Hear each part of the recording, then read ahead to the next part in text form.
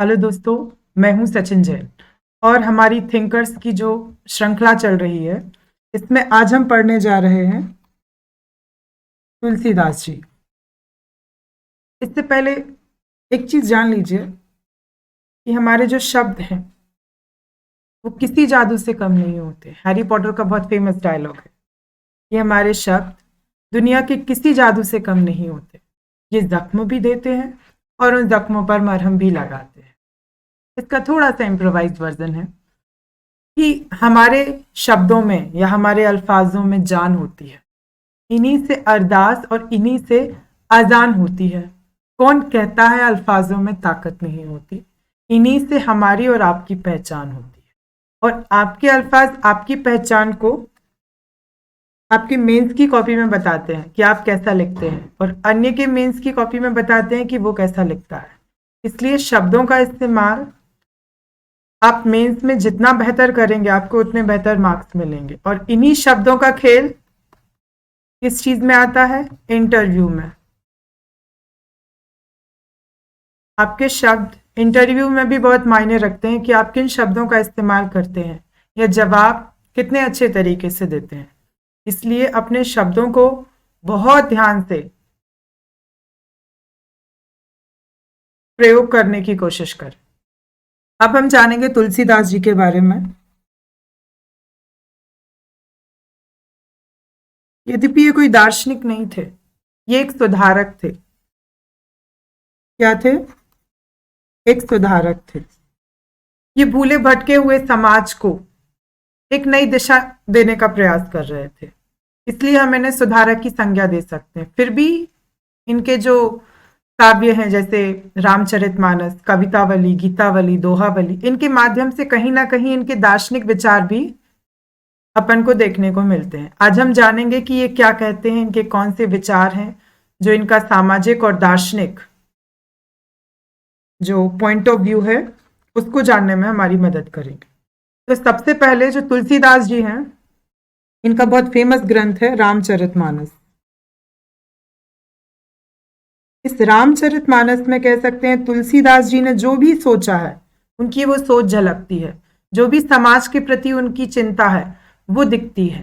तो रामचरितमानस में जो कह सकते हैं जो चौपाइयां हैं, उन चौपाइयों में बहुत गूढ़ रहस्य छिपे हुए हैं, इन्हीं को हम जानेंगे आज।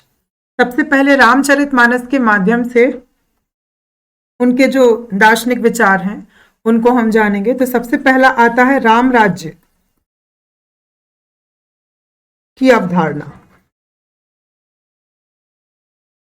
राम राज्य कैसा? एक ऐसा राज्य, एक आदर्श राज्य। तो राम राज्य की अवधारणा जो है, इसके माध्यम से क्या मानते हैं वो कि आदर्श राज्य जो है वो कैसा होना चाहिए, उसमें कौन कौन सी क्वालिटीज होनी चाहिए। तो उसी आदर्श राज्य को उन्होंने क्या नाम दिया है? राम राज्य। और वो मध्यकाल में हुए थे। तुलसीदास जी मध्यकाल में थे, जब मुगल और सल्तनत काल जो है वो चल रहा था। तो उस समय जो दशा थी उसको देखते हुए वो क्या कहते हैं, उनकी एक बहुत फेमस चौपाई है कि दैहिक, दैविक, भौतिक तापा, राम राज काहू ही नहीं व्यापा। नहीं, ऐसा वाला लिखना है, ठीक है। राम राज्य काहू ही नहीं व्यापा। तो तुलसीदास जी मध्यकाल में जो भी अव्यवस्थाएं थी, देखिए प्रजा अधिकतर हिंदू बहुसंख्यक थी, और जो राजा थे, जो भी शासक वर्ग था वो कैसा था? वो मुस्लिम था। तो कहीं ना कहीं संघर्ष देखने को मिलता है। तो उन्होंने यही कहा कि दैहिक, दैविक, भौतिक तापा, राम राज्य काहू ही नहीं व्यापा। उस समय राम राज्य की कहीं भी बात नहीं थी। क्यों? क्योंकि चारों तरफ संघर्ष था। जबकि आदर्श राज्य में, राम राज्य में क्या है? राजा जो है वो प्रजा का हितकारी होता है। तो राम राज्य की अवधारणा के माध्यम से तुलसीदास जी आदर्श राज्य को हमारे सामने क्या करते हैं? प्रस्तुत करते हैं। इनकी जो दूसरी अवधारणा है वो क्या है? परोपकार और उदारता। परोपकार और उदारता की ये क्या करते हैं? बात करते हैं। ये परोपकार के लिए क्या कहते हैं? परहित सरस धर्म नहीं भाई।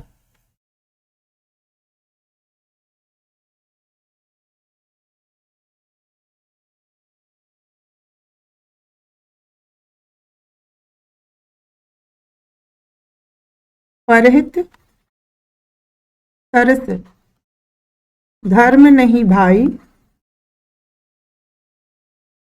पर पीड़ा सम नहीं अधमाई। तो तुलसीदास जी कहते हैं कि दूसरे के हित करने के जैसा कोई धर्म नहीं है, और किसी को पीड़ा में देखना या पीड़ा में देखते हुए उसकी मदद ना करना, उससे बड़ा कोई भी अधर्म नहीं है। तो तुलसीदास जी के काव्य में हमें परोपकार की झलक भी देखने को मिलती है, और इसके माध्यम से ये क्या कहते हैं? स्वकल्याण।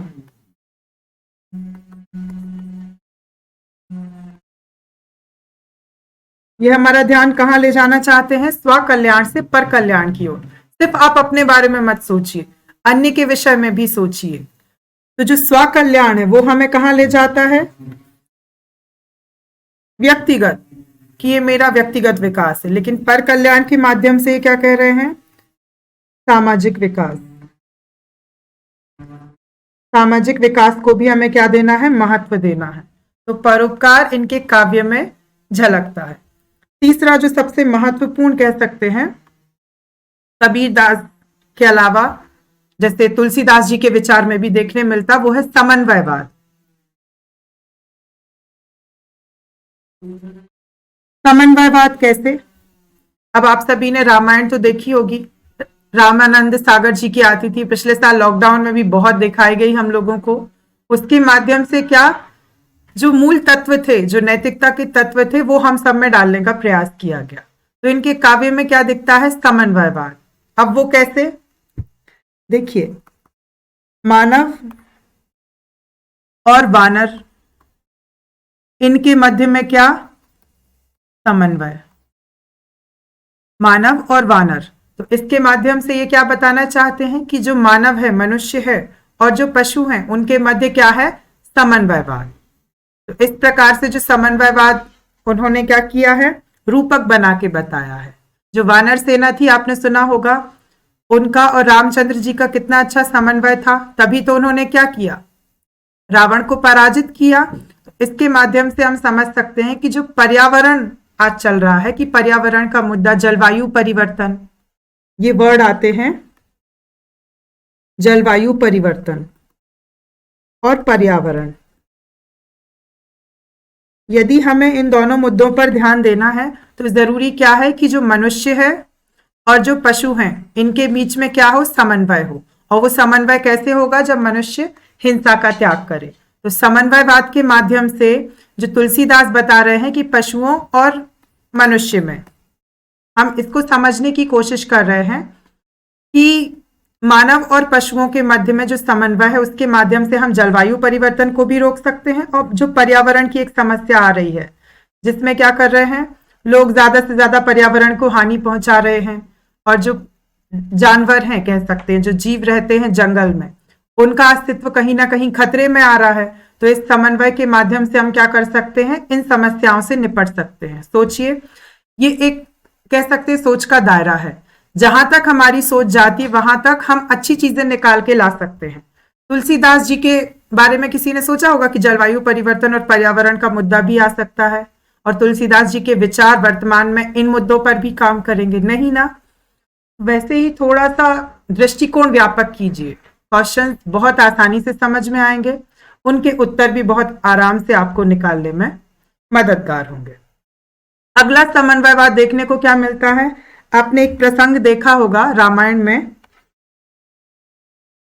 शबरी के जूठे बेर। रामचंद्र जी क्या करते हैं? शबरी के जूठे बेर खाते हैं। तो शबरी के जूठे बेर खाने से क्या तात्पर्य है? शबरी जो थी वो क्या थी? एक निम्न जाति की महिला थी, और उन्होंने जूठे बेर खाए थे। रामचंद्र जी ने, सोचिए कितने बड़े महापुरुष थे। भारतीय परंपरा में रामचंद्र जी का एक बहुत ऊंचा स्थान है। चाहे कोई भी धर्म हो, कोई भी जाति हो, उसमें रामचंद्र जी का बहुत महत्वपूर्ण स्थान है। और उन्होंने जब शबरी के जूठे बेर खाए, इससे तात्पर्य क्या है, जो राजा करता है वही तो पूरी प्रजा मानती है, तो जो उन्होंने किया उसी को तो हम अंगीकार करेंगे। तो उन्होंने एक बहुत अच्छा उत्कृष्ट उदाहरण पेश किया। कैसा? शबरी चूंकि निम्न जाति की महिला थी और उनके जूठे बेर खाके उन्होंने क्या किया, जो अस्पृश्यता, अनटचेबिलिटी कहते हैं, जिसको छुआछूत भी कहते हैं साधारण भाषा में, इसके ऊपर प्रहार किया कि मैंने जैसे शबरी के जूठे बेर खाए वैसे ही आप लोग भी जो भेदभाव करने की जो सोच है जो समाज में है उसको मिटाइए। और शबरी के जूठे बेर के माध्यम से हमें क्या, एक समन्वय देखने को मिलता है। कैसा समन्वय? उच्च जाति और निम्न जाति के मध्य। अब इसका लाभ क्या होगा? देखिए, यदि उच्च जाति और निम्न जाति के मध्य में भेदभाव रहा तो क्या होगा, जो समाज का विकास है वो पिछड़ जाएगा और लोग क्या करेंगे, एक दूसरे की लड़ाई झगड़ों में लगे रहेंगे। और जबकि यही समन्वय होगा तो क्या होगा, सामाजिक विकास। तो तुलसीदास जी के जो विचार हैं उनमें ये भी निकल के आता है। इसके अलावा समन्वयवाद का जब उदाहरण देखने को मिलता है तो आज हम किस चीज को देख रहे हैं कि बहुत सारे संप्रदाय हैं, बहुत सारे संप्रदाय हैं, हर एक धर्म में अलग अलग संप्रदाय बटे हुए हैं। तो अनेकता तो विद्यमान है ही, लेकिन इसमें एकता कैसे आएगी? तो वो जो संप्रदाय अलग अलग बने हुए हैं उनमें एकता के लिए बहुत अच्छा उदाहरण पेश करते हैं। आपने रामायण में देखा होगा कि जो रामचंद्र जी हैं ये क्या करते हैं, ये शिव पूजा करते हैं, शिव आराधना करते हैं। कहा? कन्याकुमारी के पास जब वह पहुंचते हैं और जब समुद्र देवता उनको निकलने के लिए रास्ता नहीं देते तो वो क्या करते हैं, शिव जी की आराधना करते हैं। और इसलिए वहां पे एक बहुत अच्छा तीर्थ क्षेत्र भी विकसित हुआ है कन्याकुमारी के आसपास, मुझे उसका नाम याद नहीं है। तो वो शिव पूजा करते हैं। तो इसके माध्यम से क्या है, चूंकि रामचंद्र जी को वैष्णव दर्शन में विष्णु जी का अवतार माना गया है, तो इससे समन्वय देखने को मिलता है वैष्णव और शैव में। जो अलग अलग हिंदुओं के संप्रदाय हैं इनमें क्या देखने को मिलता है, समन्वय देखने को मिलता है। तो तुलसीदास जी के काव्य में हमें ये समन्वय देखने को मिलता है दो अलग अलग संप्रदायों के मध्य। तो ये समन्वयवाद का उत्कृष्टतम उदाहरण मिलता है। तीसरी चीज, समन्वयवाद एक और चीज में दिखता है, वो मिलता है भाषाई। यद्यपि इन्होंने अवधी भाषा का प्रयोग किया है, फिर भी कहीं कहीं ब्रज भाषा और अवधी भाषा, इनके शब्दों का क्या हुआ है, एक सुंदर सा समागम हुआ है। और तुलसीदास जी के काव्य में ये झलकता है, कहीं कहीं ब्रज के शब्दों का हल्का सा पुट देखने को मिलता है उनकी अवधी भाषा में। तो ये उनका जो भाषाई समन्वयवाद है ये भी हमें देखने को मिलता है। तो आपने समझा, आदर्श राज्य की परिकल्पना तुलसीदास जी ने राम राज्य के रूप में की। उन्होंने समन्वयवाद को भी महत्व दिया। उन्होंने परहित सरस धर्म नहीं भाई के माध्यम से अपने परोपकार संबंधी विचार जो है वह भी अपने काव्य में डाले। इसके अतिरिक्त उन्होंने प्रजाहित के माध्यम से क्या किया, प्रजाहित के माध्यम से उन्होंने मानव कल्याण, मानव जाति का जो कल्याण है इसकी भी बात कही। इसको हम कैसे समझ सकते हैं, वो कहते हैं कि जासु राजप्रिय प्रजा दुखारी, ऐसे राजा जिसकी प्रजा दुखी है, तेन रप नरक अवस अधिकारी, मतलब उन्हें नरक का अधिकारी माना है कि वो नरक जाने के योग्य है यदि वो अपनी प्रजा को सुखी नहीं रख पा रहे। इसका वर्तमान प्रासंगिकता क्या हो सकती है? हमारे जो नेता हैं वो देखिए चुनाव लड़ लेते हैं और जीत जाते हैं, लेकिन उसके बाद भी उनके क्षेत्र की जनता के विषय में वो हितकारी कोई भी कार्य नहीं करते, सिर्फ कह सकते हैं अपना कोटा पूरा करने की कोशिश करते हैं। देखिए चुनाव जो होते हैं वो बहुत महंगे होते हैं, ऊपर से धन बल का बहुत ज्यादा खर्च होता है। तो सबसे पहले तो नेता क्या करते हैं, जितना भी उन्होंने इन्वेस्ट किया है, कह सकते हैं जितना भी उन्होंने उसमें चुनाव में खर्च किया है वह सब वसूलने की कोशिश करते हैं। उसके बाद फिर बाद में वो अपना कोटा पूरा करते हैं कि मान लीजिए अगली बार में चुन के नहीं आया तो क्या होगा, तो वो उन 5 सालों में सिर्फ अपने विषय में सोचते हैं, प्रजा के विषय में, उनकी जो जनता है उसके विषय में नहीं सोचते। तो हम आज के दृष्टिकोण में भी तुलसीदास जी के विचारों की प्रासंगिकता को ऐसे बता सकते हैं कि जो हमारे जनप्रतिनिधि हैं वो प्रजाहित के माध्यम से क्या करें, इस मानव जाति के कल्याण की भावना को आगे रखें। ये विचार जो है एक प्रकार से सामने आ सकता है। और इसमें आप वो दोहा भी लिख सकते जो मैंने बताया, जासु राज प्रिय प्रजा दुखारी तेन रप नरक अवस अधिकारी। अब प्रजा दुखारी कैसे, सिर्फ ऐसे ही नहीं कि राजा अत्याचार कर रहा, प्रजा के दुख का तात्पर्य क्या है, मान लीजिए महंगाई हो गई तो प्रजा को जीवन यापन करने में समस्या हो रही है। आपके जो न्यायालय हैं उनमें क्या है, उनमें बहुत सारे लंबित मामले हैं तो समय से किसी व्यक्ति को न्याय नहीं मिल रहा। और एक सूक्त आता है कि यदि समय से व्यक्ति को न्याय ना मिलना एक प्रकार से अन्याय ही है, तो ये प्रजा का जो हित है वो क्या हो रहा है, बाधक हो रहा है। तो हमारी जो सरकारें हैं उनका ध्यान इन सब चीजों पर खींचने के लिए हम ये सब चीजें भी ऐड कर सकते हैं। मतलब एक ब्रॉड कंटेस्ट है कि सोचिए तुलसीदास जी के विचारों का वर्तमान में हम कैसे उपयोग कर सकते हैं। कोई भी थिंकर आपसे पूछा जाता है तो उसमें सबसे ज्यादा यही पूछा जाता है कि उनके काव्य में क्या झलकता है। तो क्या झलकता है, मतलब किस दृष्टिकोण से आप सोचते हैं, किस दृष्टिकोण से उस थिंकर को समझते हैं और उससे कौन सी ऐसी चीज है जो आप निकाल सकते हैं। ये आपकी सोच का दायरा है और इससे आप जितना बढ़ाएंगे एथिक्स पढ़ने में उतना मजा आएगा और लिखने में भी। अब तुलसीदास जी जो है ये सत्य को बहुत महत्व देते हैं। सत्य को इन्होंने क्या कहा है, धर्म का पर्यायवाची। सत्य को धर्म के पर्यायवाची की संज्ञा देते हुए कहते हैं, धर्म न दूसर सत्य समाना।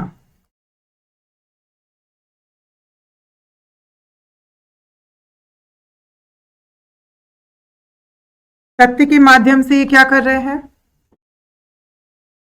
जो भी कह सकते हैं गलत फहमियां हैं,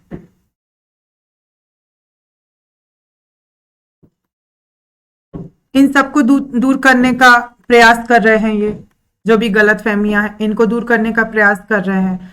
सत्य के माध्यम से क्या है, जो कुटिलता है विचारों की इसको दूर करने का प्रयास कर रहे हैं। और जब ये दोनों चीजें दूर हो जाती हैं तो कहीं ना कहीं जो हमारा विकास है जो बाधक हो रहा है वो ठीक तरीके से काम करता है और अपनी गति से आगे बढ़ता जाता है।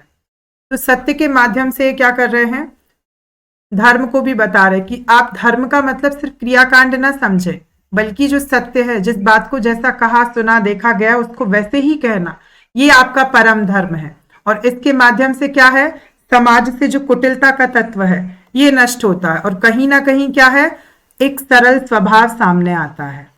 तो ये सरल स्वभाव जो है इसको बताने की कोशिश कर रहे कि जितना सरल स्वभाव होगा, प्रजा जितनी सरल स्वभावी होगी उतने अच्छे से हम क्या कर सकते हैं, राम राज्य की स्थापना कर सकते। तो अल्टीमेटली इनका गोल क्या है, राम राज्य, लेकिन उसके लिए इन्होंने बाकी चीजों को क्या माना है, नींव की तरह। जब तक हमारी नींव मजबूत नहीं होगी तब तक हम मकान नहीं बना सकते या महल नहीं बना सकते। तो वैसे ही राम राज्य क्या है, महल है और उस महल की नींव है सत्य, परोपकार और भी बहुत सारी चीजें जो तुलसीदास जी कहते हैं, और समन्वय। अब इनके दर्शन में जो सबसे महत्वपूर्ण चीज सामने आती है वो क्या है, मर्यादावाद।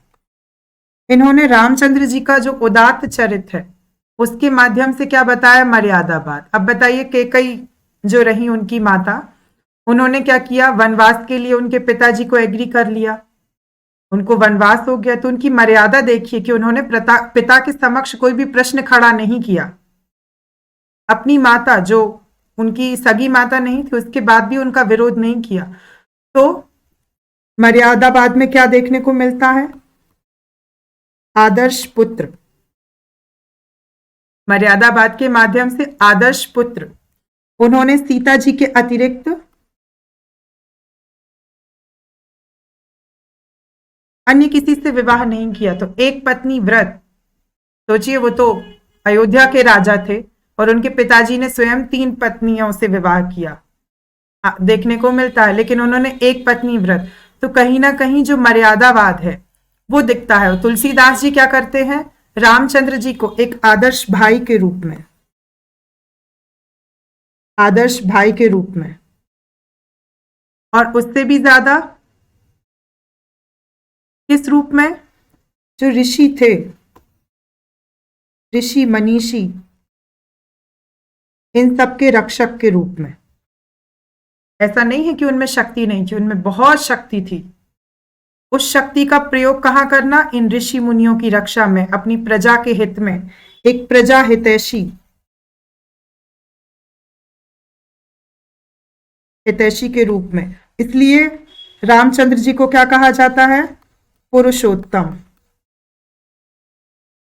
पुरुषों में उत्तम। यही पुरुषों में उत्तम बनाने का जो प्रयास है वो तुलसीदास जी ने किसमें किया है, अपने काव्य में। वो तो बहुत उत्तम थे, लेकिन उनके गुणों का बखान करना ये भी बहुत कठिन चीज है। तो पुरुषोत्तम के माध्यम से पुरुषों में वो कैसे उत्तम है, किस गुण के कारण उत्तम है, उनका जो मर्यादावाद, उन्होंने कोई भी ऐसा अमर्यादित कार्य नहीं किया जिसके कारण अपन कह सके कि नहीं ये कमी रह गई। तो तुलसीदास जी क्या करते हैं, समाज के समक्ष एक ऐसी आदर्श प्रतिमूर्ति, कहते हैं ना एक रोल मॉडल, जो समाज को क्या करे, कहीं ना कहीं से प्रभावित करे कि देखो ये एक रोल मॉडल है, यह भी हमारे समान ही है, जैसे इन्होंने भी मनुष्य जीवन, साधारण मनुष्य का जीवन जिया। तो उसके माध्यम से ये समाज में मर्यादावाद को दर्शा रहे हैं। और यही मर्यादावाद जो है ये क्या हो रहा, अब हम लिख सकते हैं वर्तमान प्रासंगिकता। आज क्या हो रहा है, आज पाश्चात्य संस्कृति का प्रभाव हमारे देश में बढ़ रहा है, जो पश्चिमी संस्कृति वो हावी हो रही है, और विवाह विच्छेद ये सब चीजें आती हैं। आप सोचिए, जब सीता जी को फिर से जाना पड़ा वनवास, वापस आने के बाद, लंका दहन के वापस आने के बाद, उसके बाद भी उन्होंने दूसरा विवाह नहीं किया। तो वर्तमान प्रासंगिकता में जो विवाह विच्छेद है, विवाह विच्छेद एक प्रथा जिसको हम कहते हैं तलाक, उन सब चीजों के ऊपर भी उन्होंने प्रहार किया है कि कैसे एक आदर्श पुरुष की भांति उन्होंने क्या किया, विवाह का विच्छेद नहीं किया, सीता जी के अतिरिक्त अन्य किसी की ओर नहीं देखा। तो ये बताता है मर्यादावाद।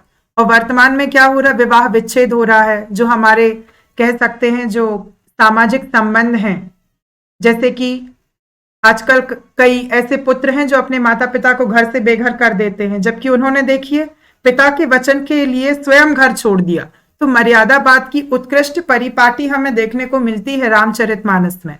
और तुलसीदास जी वर्तमान में भी इन प्रसंगों को प्रासंगिक मानते हुए हमारे लिए कुछ बहुत बेहतर चीजें देते हैं।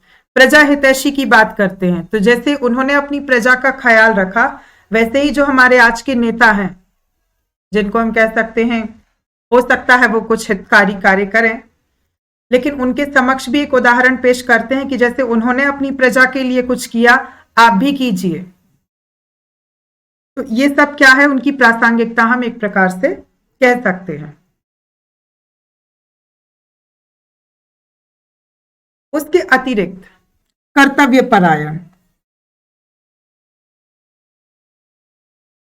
अपने कर्तव्य का पालन करना, उनको जो भी कर्तव्य दिया गया उसका पालन करना। तो कर्तव्य परायण की प्रतिमूर्ति के रूप में हमें क्या देखने को मिलता है, रामचंद्र जी, सीता जी और लक्ष्मण जी। रामचंद्र जी कैसा, पिता का वचन, ये इनके लिए क्या था, इनका कर्तव्य। सीता जी वनवास से वापस आने के बाद जो पति थे उनका सम्मान, उस सम्मान के लिए वो कहाँ गई थी, फिर से वनवास गई थी, ताकि उनका सम्मान बना रहे, वो एक आदर्श राजा के रूप में हमेशा। और लक्ष्मण जी का एक आदर्श भाई, आदर्श भाई के रूप में इन्होंने क्या किया, तीनों ने अपने कर्तव्य का पालन किया। इनकी कर्तव्य परायणता को दिखलाता है। और तुलसीदास जी ने इतने सुंदर शब्दों में इन तीनों के चरित्र का वर्णन किया। जो रामचरितमानस नाम दिया गया है कि रामचंद्र जी के चरित्र, उसमें सीता जी और लक्ष्मण जी के चरित्र को भी बहुत उत्कृष्टता से परिभाषित किया है। ये हमें कर्तव्य परायणता की भावना देखने को मिलती है। इसके अलावा हिंसा संबंधी विचार,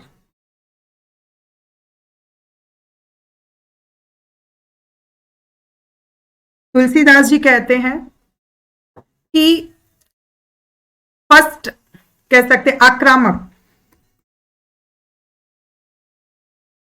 आक्रामकता जो है, इसका इन्होंने क्या किया है, निषेध किया है कि राजा को कभी भी एग्रेसिव नहीं होना चाहिए। लेकिन प्रजा का हित चूंकि क्या है, प्रजा हित, उसका क्या है, सर्वोपरि कर्तव्य। और इस कर्तव्य के लिए क्या है, प्रजा की रक्षा करने के लिए। और प्रजा में क्या आते हैं, न सिर्फ साधारण लोग, बल्कि जो उस राज्य के अंतर्गत रहने वाले सभी साधु संत, उन सब की रक्षा का दायित्व भी किसका होता है, राजा का होता है। तो रक्षात्मक दृष्टिकोण से उन्होंने क्या किया है, हिंसा को उचित माना है। क्यों, क्योंकि हमें धर्म की स्थापना करनी है, और जब धर्म की स्थापना करनी है तो बाधाएं आती हैं। उन बाधाओं के लिए क्या है, प्रथम प्रयास बात होना चाहिए, दूसरा प्रयास क्या होना चाहिए, दूसरा प्रयास होना चाहिए अस्त्र शस्त्रों का प्रयोग करके उन सबको नष्ट किया जाए, क्योंकि प्रजा का हित बहुत ज्यादा आवश्यक है। तो आक्रामकता की बजाय उन्होंने रक्षात्मक व्यवहार में हिंसा को क्या उचित ठहराया है। अब इसका हम क्या कह सकते हैं, रक्षात्मक दृष्टिकोण से कि हम सेना में भी जा सकते। क्यों, क्योंकि हमारा उद्देश्य क्या है, किसी अन्य देश पर आक्रमण नहीं करना, अपने देश की रक्षा करना।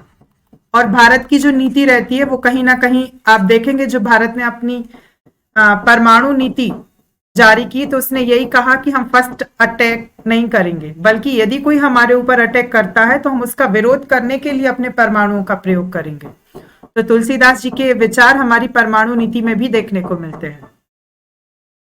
और तुलसीदास जी का जो कह सकते हैं दर्शन है, वो एक प्रकार से सुधारक के रूप में है। मध्यकाल में जितनी भी समस्याएं थी, उन समस्याओं को लेकर रामचंद्र जी को एक रोल मॉडल के रूप में लेकर उनका कितना अच्छा बखान जो तुलसीदास ने किया है, वो शायद पूरे समाज के सामने एक बहुत बड़ा उदाहरण है, और उस उदाहरण से सीखने की जरूरत है। फिर आप सभी से मुलाकात होगी अगले लेक्चर में। तब तक के लिए गुड बाय। बहुत ध्यान से पढ़िए और थिंकर्स के विषय में उनकी सोच को और ज्यादा वर्तमान में क्या उनकी प्रासंगिकता हो सकती है, इस रूप में ढालने की कोशिश करें। All the best.